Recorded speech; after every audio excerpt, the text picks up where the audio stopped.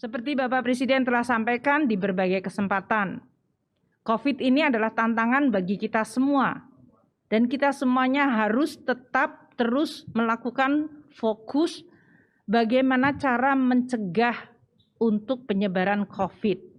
Oleh karena itu, Bapak Presiden akan sangat melihat data secara detail. Seperti hari ini, beliau menekankan bahwa berbagai kenaikan dari sisi kasus positif harus segera direspons oleh para menteri dan pemerintah daerah, terutama menjelang akhir tahun di mana akan ada beberapa event, termasuk pilkada maupun berbagai liburan untuk akhir tahun.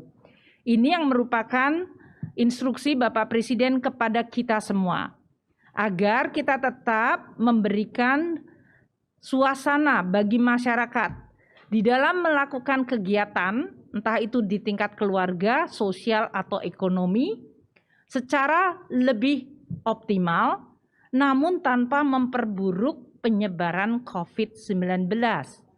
Kita tetap bisa beraktivitas, kita tetap bisa menjadi produktif, namun kita juga pada saat yang sama bisa ikut menangani pencegahan penyebaran COVID.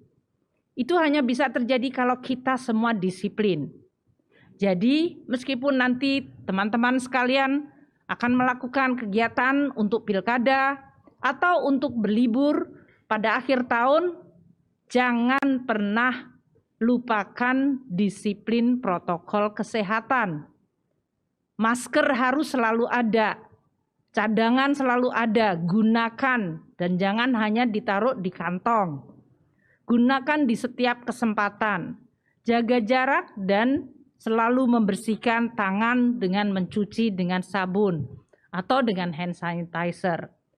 Kalau kita semuanya ikut disiplin, maka kita bisa mencegah COVID, namun kita juga bisa mulai memulihkan ekonomi, memulihkan kegiatan sosial, dan juga bisa membantu masyarakat kita sehingga mereka mampu mendapatkan kegiatan usahanya meningkat karena kita semua berpartisipasi dan menjaga.